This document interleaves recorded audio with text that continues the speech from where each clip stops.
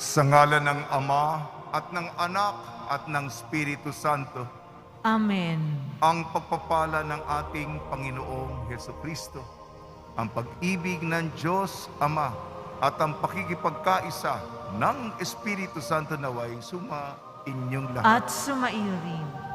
Ang ating sagradong Eucharistia pagulita kay Santo Domingo, banal na pari. Siya po ang pundador ng mga Dominikano. Napakagaling po ng mga Dominikano sa pagbibigay ng homilya. Sila po yung orden ng mga predikatores, yung nagbibigay ng sermon, homilya. Gayon din ang debosyon sa mahal na birhen ng Santo Rosario. Mga kapatid, aminin po natin mga kasalanan upang tayo maging marapat gumanap sa banal na pagdiriwang. Inaamin ko sa makapangyarihang Diyos at sa inyo mga kapatid, na lubha akong nagkasala sa isip, sa salita at sa gawa, at sa aking pagkukulang. Kaya isinasamo ko sa mahal na Birheng Maria, sa lahat ng mga anghel at mga banal, at sa inyo mga kapatid, na ako'y ipanalangin sa Panginoong ating Diyos. Kaawaan tayo ng makapangyarihang Diyos, patawarin tayo sa ating makasalanan, at patnubayan tayo sa buhay na walang hanggan. Amen. Panginoon, kaawaan mo kami. Panginoon, kaawaan mo kami. Kristo, kaawaan mo kami. Kristo, kaawaan mo kami. Panginoon, kaawaan mo kami. Panginoon, kaawaan mo kami. Manalangin tayo. Ama naming makapangyarihan, ang iyong sambayan ay naway tuwangan ng ulirang pamumuhay at pagdalangin ni Santo Domingo. Maging tagapagtaguyod dawa sa aming katapatan sa iyo ang pamumuhay bilang tagapangaral ng maasahang katotohanan mo sa pamamagitan ng Kristo kasama ng Espiritu Santo magpa sa walang hanggan. Amen. Magsiupo muna po ang lahat.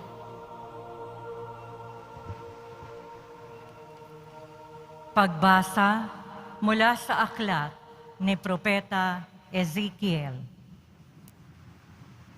Ikalimang araw noon ng ikaapat na buwan ng ikalimang taon ng pagkatapon kay Haring Joaquin. Ako na saserdote at anak ni Buze ay nasa Kaldeya sa baybayin ng ilog, Kebar, nang kausapin ng Panginoon. Nang ako'y tumingala, naramdaman ko ang malakas na hangin nagmumula sa hilaga at nakita ko ang makapal na ulap na naliligid ng liwanag. Tuwing kikidlat, may isang bagay na kumikislap, parang makinang na tanso.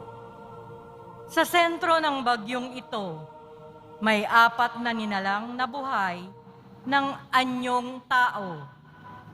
Nang sila'y lumipad, parang lagaslas ng malaking baha, ang dinig ko sa pagaspas ng kanilang mga pakpak, parang ugong ng tinig ng Diyos na makapangyarihan sa lahat, parang ragasa ng isang malaking hukbo. Nang sila'y tumigil, ibinaba nila ang kanilang mga pakpak at mula sa ibabaw ng bubungan, narinig ang isang malakas na tinig. Nang tumigil nga ang paglipad ang 4 na nilalang, binayaan nilang nakalaylay ang kanilang mga pakpak. Sa ibabaw ng bubungan, naroon ang tila tronong yari sa sapiro at may nakaupong animoy tao. Mula sa baywang nito pataas ay may nagniningning na tila makinis na tanso. Sa ibaba naman ay may nakapalibot na apoy na nakasisilaw na ang kulay ay parang bahaghari. Ganyan ang katulad ng kaningningan ng Panginoon. Ang salita ng Diyos. Salamat sa Diyos. Ang kadakilaan ng Diyos sa lupa't langit ay lubos. Ang kadakilaan ng Diyos sa lupa't langit ay lubos. Purihin ang Diyos nitong kalangitan. Kayo sa itaas, siya'y papurihan. Ang lahat ng anghel, magpurit magdiwang. Kasama ang hukbo, roon karamihan. Ang kadakilaan ng Diyos sa lupa't langit ay lubos. Pupurihin siya ng lahat ng tao, hari at prinsipe, lahat ng pangulo, babait lalaki, mga kabataan, matandang tao't kaliit-liitan. Ang kadakilaan ng Diyos sa lupa't langit ay lubos. Sa ngalan ng Poon, lahat ay magpuri. Ang kanyang pangalay pinakamaigi. Sa langit at lupay, walang kasimbuti. Ang kadakilaan ng Diyos sa langit lupa ay lubos. Siyang nagpalakas sa sariling bansa, kaya pinupuri ng piniling madla. Ang bayang Israel, mahal niyang lubha. Ang kadakilaan ng Diyos sa lupa't langit ay lubos. Magsitayo na po ang lahat.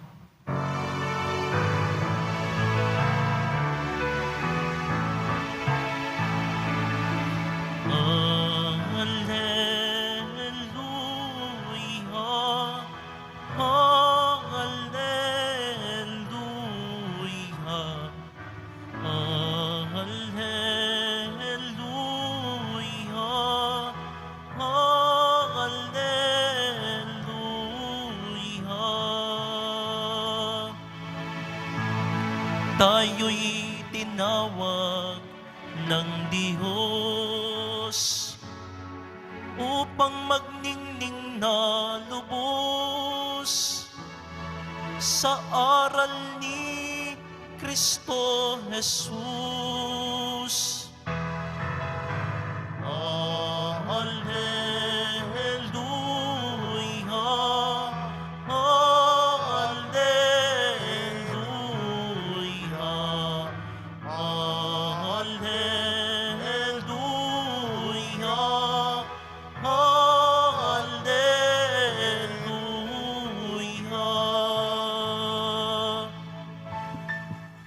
Sumainyo ang Panginoon. At sumaiyo rin. Ang mabuting balita ng Panginoon ayon kay San Mateo. Papuri sa iyo, Panginoon. Nung panahong yun, nang nagkakatipon sa Galilea sina Jesus at ang mga alagad, sinabi niya sa kanila, ang anak ng tao ipagkakanulo at papatayin, ngunit muling mabubuhay sa ikatlong araw. At sila'y lubhang nagdalamhati. Pagdating nila sa Capernaum, lumapit kay Pedro ang mga maniningil ng buwis para sa templo. Tinanong siya, nagbabayad ba ng buwis para sa templo ang inyong guro? Opo, sagot ni Pedro. At nang dumating siya sa bahay, tinanong na siya agad ni Jesus, ano ba ang palagay mo, Simon? Kanino sumisingil ng bayad sa lisensya o buwis sa mga hari sa lupa? Sa mga mamamayan ba o sa mga dayuhan? Sa mga dayuhan po, tugon niya. Sinabi ni Jesus, kung gayon, hindi pinagbabayad ang mga mamamayan. Gayon pang walang masabi sa atin, pumaroon ka sa lawat ihagis mo ang kawil. Kunin mo ang unang istang mauhuli. Ibuka mo ang bibig nito at may makikita isang salaping pilak. Kunin mo ito at ibayad sa buwis. Nating dalawa. Ang mabuting balita ng Panginoon. Pinupuri ka namin, Panginoong Hesukristo. Magsiupo muna po ang lahat. Sa simula ng panibagong linggo, pinabati po namin kayo sa pagpapala, pagbibindisyon, pagbibiyaya, pagkakaloob ng napakaraming grasya mula sa ating butihing Nuestro Padre Jesus. Nazareno. Kanina po, ako po'y senior citizen na. Sabi na nga ba, may nakalimutan akong banggitin sa pambungad ng ating misa. Sapagkat binabalik po natin ang debosyon natin sa Nuestra Señora de la Buena Hora. Natigil po itong debosyon noon. Wala pang buhay sa inyo, kahit ang pinakamatanda sa atin. Natigil po ang debosyon sa Buena Hora noong ikalawang pandaigdigang digmaan ng panahon ng Hapon. Ngayon po ay ikatlong pagnonobinaryong misa natin. Mahal na Birhen, Nuestra Señora de la Buena Hora. Pagnilayan po natin ang salita ng Diyos na magbigay sa atin ng inspirasyon ngayong araw. Sa Propeta Ezekiel, nabanggit dito yung kanyang bisyon. Sinasamba, niluluwalhati, dinadakila ang Panginoon ng apat na lumilipad na nilikha. Itong apat na nilikha may mga pakpak. Kadalasan po sa mga Katolikong simbahan katulad natin. Yan, kung titingala po kayo, meron po malapit sa dambana sa taas. Ito po'y simbolo ng mga ebanghelista, Mateo, Marcos, Lucas, Juan. Ngunit ang kanilang simbolismo, apat na nilikhang may pakpak. Ito sa atin, si San Mateo, tao, may pakpak. Si San Marcos, leon, may pakpak. Yan, kita niyo yan. Medyo tumingala kayo. Itaas yung leg nyo. Si San Lucas naman, yung baka na may pakpak. At dito sa pinakaulo ko, San Juan, agila. Siyempre, agila may pakpak. Yan po, kaya po, mula sa deskripsyon ng pagsamba, pagluluwalhati, pasasalamat, sa may kapal, ito po hanggang ngayon, apat na nilikha na may pakpak. Kaya napakayaman po. Pamamaraan kung paano magpapahiwatig tayo ng pagmamahal sa Diyos. Sa ating ebanghelyo ayon kay San Mateo, ito po ay nasa politika tayo. Kahit gusto man natin o hindi, tayo po ay mananampalataya. Papunta tayo ng langit, sana po, hari nawa. Ngunit, habang hindi pa tayo naroon, nandito tayo sa lupa, mananampalataya tayo at mamamayan. Maraming mga batas, maraming mga bayarin, maraming mga tol, maraming mga buwis. Yan, ako. Ayan, sorry po binanggit ko yung buwis. Yan po yung ebanghelyo ngayon. Buwis. Nakita ko na yung mga mukha ninyo. Lumayo na kayo sa akin. Yan ang ebanghelyo natin.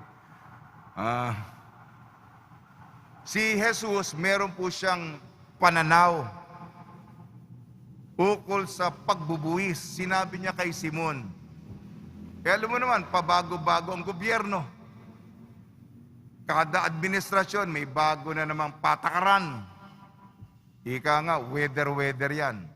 Pabago-bago, meron na namang mga Cesar, mga Poncio Pilato, marami silang mga kailangan po tayong nasa ilalim tayo ng mga temporal na mga namumuno, susunod tayo. Yan ang sabi ni Jesus. Sige Pedro, para wala silang masabi sa atin, para hindi tayo gumawa ng iskandalo. Kasi gagawin pa nila itong argumento laban sa atin, itong bagay na ito. Sige, manghuli ka ng isda dyan, gumawa ng mirakulo si Jesus. Unang isdang mahuli mo, meron doong pambayad ng buwis sa templo para sa iyo at para sa atin. Bayaran mo. Kaya ito po yung tensyon. Ako po ay masugid na tayo'y palalimin natin ang ating pananampalataya. Ngunit, subalit,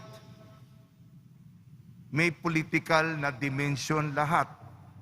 gustuhin man natin o hindi, susunod tayo sa pabago-bagong patakaran ng gobyerno. Alam ko, ayaw din ninyo. Pero tinuturo namin na maging masunurin tayo kung mahal natin ang Republika, mahal natin ang ating bansa. Ayun. Sabi ni Jesus, para wala silang masabi sa atin, Pedro, bayaran mo. May pananaw ako tungkol sa pagbubuwis, pero para malaya akong makapagpahayag ukol sa salita ng kaharian, sumunod tayo para wala silang masabi sa atin. Ayan, yan po. Ang santo po, si Santo Domingo. Mabalik ako sa mahal na Birheng Maria. Ang debosyon, yan ang hanga ako sa mga Dominikano, Santo Domingo. Yung debosyon ng, kaya nasa inyong katawan, dapat ang Santo Rosario, kung kahit anong oras, kung mamamatay kayo, indulhensyang plenarya yan. Hawak-hawak ninyo sa inyong katawan. Meron ba kayo rosaryo sa inyong katawan? Indulhensya. Kaya kung kunin yung sermon, yung ebanghelyo kapon, darating ang Panginoon sa oras na hindi mo maasahan, bigla, sino man tapat, ano sinasabi ni Santo Domingo? Sino man ang nagro-rosaryo araw-araw? At kung ngayon nga, darating ang Panginoon. Sino naman ang may hawak na yung nabasbas na rosaryo ng pari, lalo-lalo ng obispo, may indulhensyang plenarya. Alam niyo po, ang storya ng rosaryo, istorya ng buhay natin. Pinagninilayan po natin ang mga misteryo sa tuwa, sa liwanag, sa hapis, sa luwalhati ni Jesus, Maria at Jose sa Santo Rosario. At kalakip nito ang misteryo ng buhay natin. Kung nagradasal tayo sa Santo Rosario, magkahabi, magkaugnay. Ako, nagdadasal ako ng Santo Rosario. Sabi ko, yung misteryo, alimbawa ngayon, tuwa.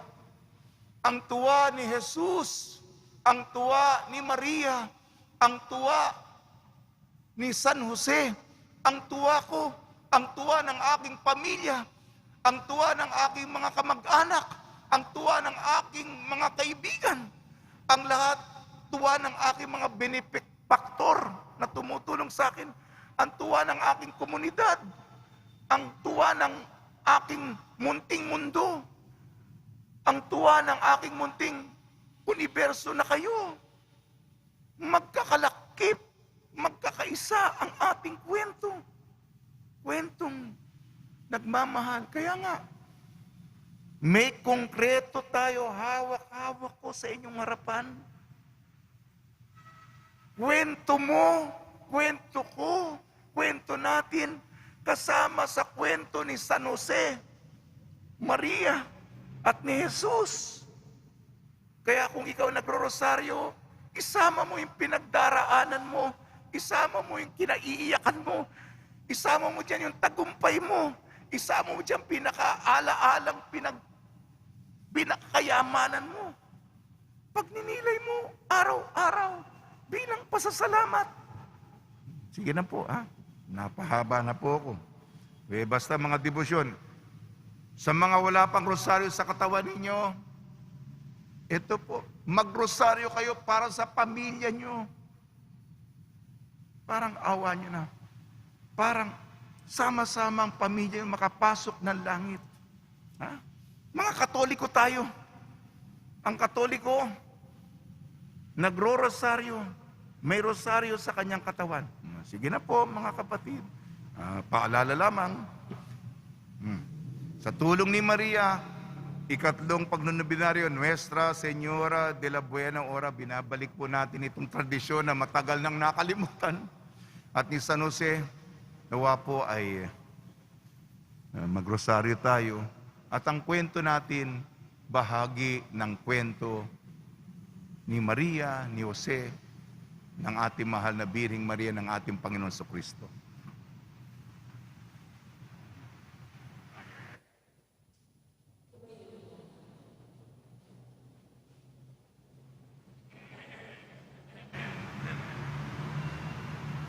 Minamahal ko mga kapatid, sa ating kahinaan at pangangailangan dumulog tayo sa Diyos na ating dapat sundin at paglingkuran sapagkat siya ang pinagmumula ng lahat ng kapangyarihan sa sandaigdigan.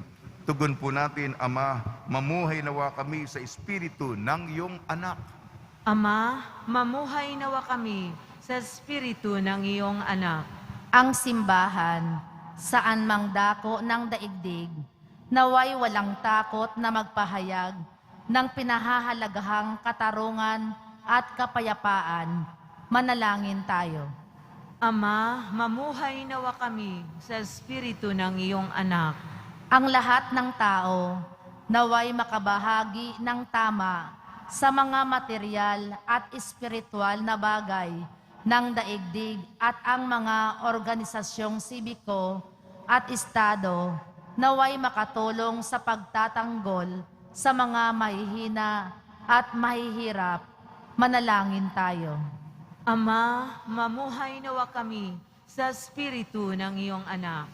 Ang lahat ng mamamayan, naway magkaroon ng malakas na kamulatan sa sibikong tungkulin at maging aktibo sila na makilahok tungo sa pangkalahatang kabutihan. Manalangin tayo. Ama, mamuhay nawa kami sa Espiritu ng iyong anak. Tayo naway maging mga daan ng pag-ibig at kalinga ni Kristo para sa mga may sakit at mga nagdurusa. Manalangin tayo. Ama, mamuhay nawa kami sa Espiritu ng iyong anak. Ang mga yumao, naway magkaroon ng kasiyahan sa kaharian at nakapayapaan. Manalangin tayo. Ama, mamuhay nawa kami sa Espiritu ng iyong anak. Ama ng awa, dapat na gamitin ang lahat ng talento sa lupa para sa pagsusulong ng paghahari ng iyong katarungan, kapayapaan at pagkakapatiran ng iyong bayan sa pamamagitan ng aming bukas loob na kaharian dito sa lupa, hindi namin sa pamamagitan ni Kristong aming Panginoon. Amen. Magsiupo muna ang lahat.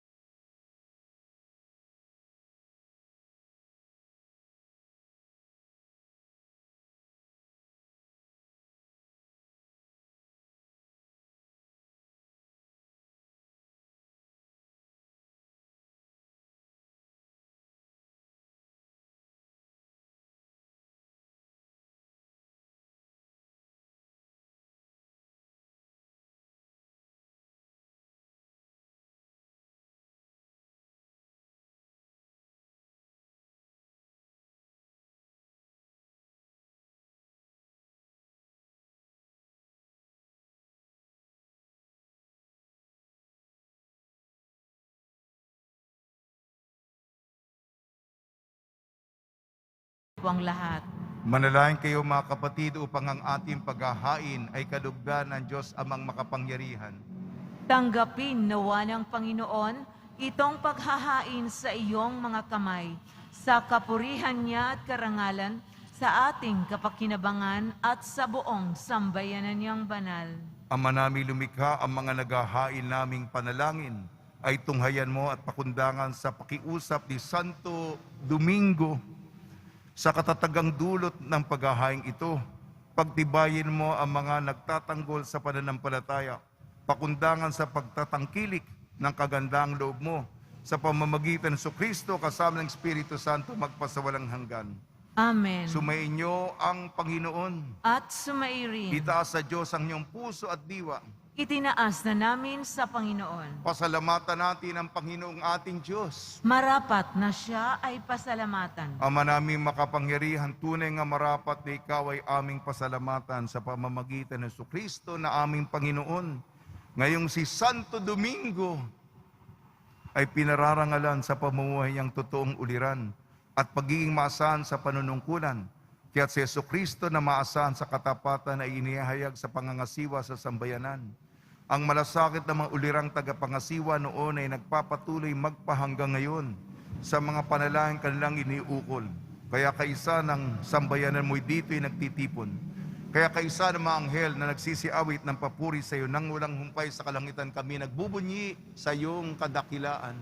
Santo, Santo, Santo, Panginoong Diyos ng mga hukbo, napupuno ang langit at lupa ng kadakilaan mo. Hosana sa kaitaasan. Pinagpala ang naparirito sa ngalan ng Panginoon. Hosana sa kaitaasan. Magsiluhod po ang lahat. Ama naming banal, ikaw ang bukal ng tanang kabanalan. Kaya sa pamamagitan ng Espiritu, gawin mong banal ang mga kaloob na ito upang para sa amin maging katawan at dugo ng aming Panginoong Jesucristo. Bago niyang pinagtiis ang kusang loob na maging handog, hinawakan niya ang tinapay, pinasalamatan kanya, pinaghati-hati niya yon, iniabot sa kanyang malagad at sinabi, tanggapin ninyong lahat ito at kanin. Ito ang aking katawan ay hahandog para sa inyo.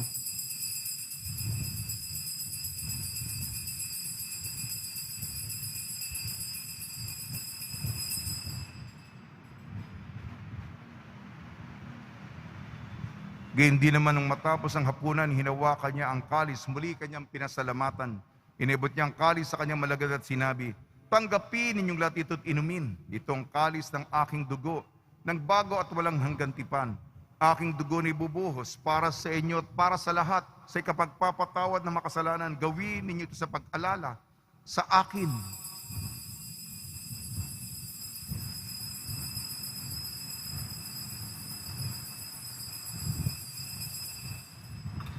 Tumayo na po ang lahat. Ipagbunyi natin ang misteryo ng pananampalataya.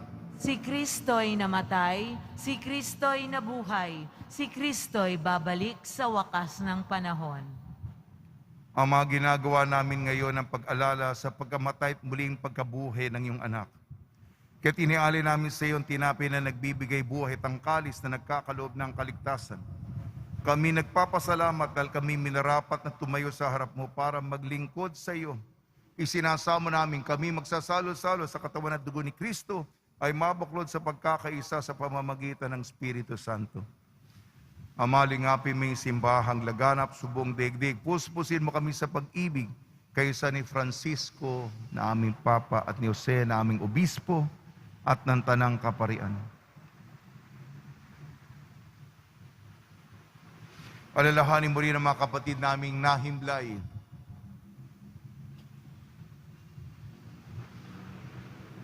Na may pag-asang sila'y muling mabubuhay, gayon din ang lahat ng mga pumanaw, kaawaan mo sila at patuloyin sa iyong kaliwanagan. Kaawaan mo at pagdapating kami lahat na makasali sa iyong buhay na walang wakas kaysa ng mahal na Birhing Maria Nuestra, Senyora de la Buena Hora. Nang kabiyak na puso niyang si San Jose, kaysa ng mga apostol, Santo Domingo de Guzman, ni San Juan Bautista at ng lahat ng mabanal na namuhay dito sa daigdig ng kalugod-lugod sa iyo. May pagdiwang nawa namin ng pagpupuri sa ikararangal mo sa pamamagitan ng anak na aming Panginoong Heso Kristo. Sa pamamagitan ni Kristo, kasama niya at sa Kanya ang lahat ng parangal at papuri ay sa iyo, Diyos ang mga makapangyarihan, kasama ng Espiritu Santo, magpa sa walang hanggan. Amen. Sa tagubili na manakakagaling na utos at turo ni Yesu Kristo na Panginoon natin at Diyos, ipahayag natin ng lakas loob. Ama namin, sumasalangit ka, sambahin ang ngalan mo, mapasa amin ang kaharian mo, sundin ang loob mo dito sa lupa para nang sa langit. Bigyan mo kami ngayon ng aming kakanin sa araw-araw at patawarin mo kami sa aming mga sala para ng pagpapatawad namin sa nagkakasala sa amin at huwag mo kaming ipahintulot sa tukso at iadya mo kami sa lahat ng masama. Hiniling namin kami iadya sa lahat ng masama, pagkalooban ng kapayapaan, araw-araw iligtas sa kasalanan at ilayo sa lahat ng kapahamakan. Samantalang aming pinananabikan ang dakilang araw ng pagpapahayag ng tagapagligtas naming si Yesu Kristo. Sapagkat iyo ang kaharian at ang kapangyarihan at ang kapurihan magpakailanman. Amen. Panginoon Kristo, sinabi mo sa iyong apostol, kapayapaan iniiwan ko sa inyo, aking kapayapaan ibinibigay ko sa inyo. Tungyan mo ang aming pananampalataya at huwag ang aming mga pagkakasala. At pagkalooban mo kami na kapayapaan at pagkakaisa, ayon sa iyong kalooban, kasama ng Espiritu Santo, magpasawalang hanggan. Amen. Mga kapatid, mga kaibigan, suminyo pong kapayapaan ng ating Panginoon. At sumairi. Magbigayan po tayo ng kapayapaan sa isa't isa.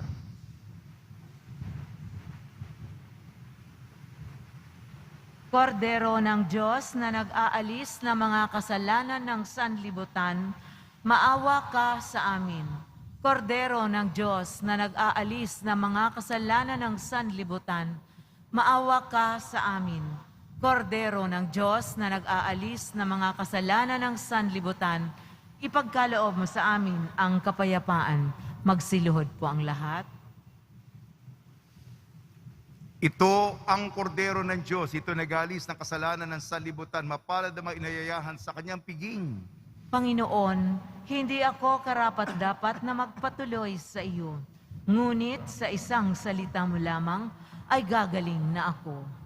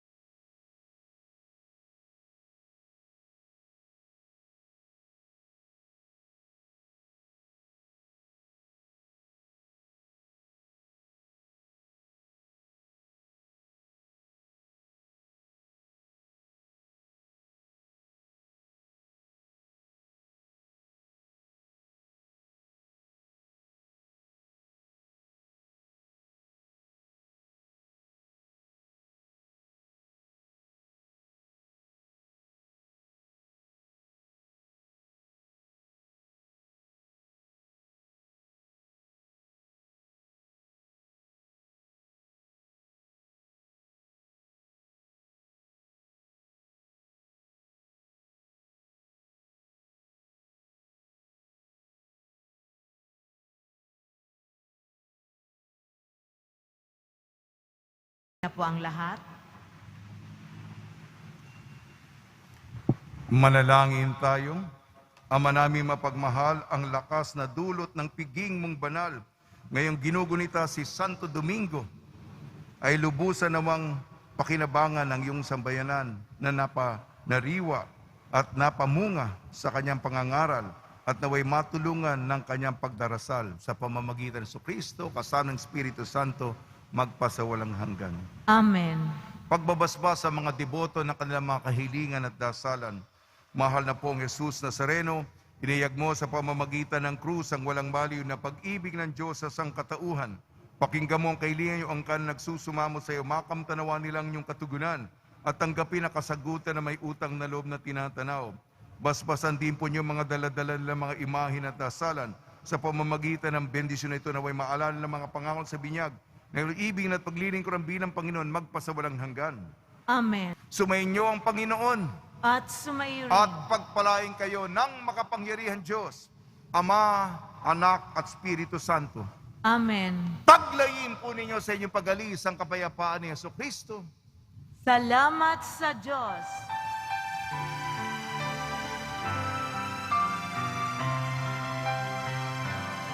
Nuestro Padre Jesus Nazareno, sinasamba ka namin, pinipinto ka namin, aral mo ang aming buhay at kaligtasan.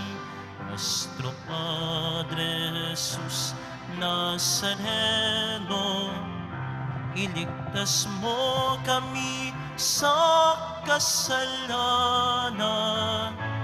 Ang krus mong kinamatayan ay sagisag ng aming kaligtasan. Nuestro Padre Jesus Nazareno, dinaranan ka namin. Nuestro Padre Jesus Nazareno, nilulwalhati ka namin. Nuestro Padre Jesus Nazareno, dinaranan ka namin. Nuestro Padre Jesus Nazareno, nilulwalhati ka namin.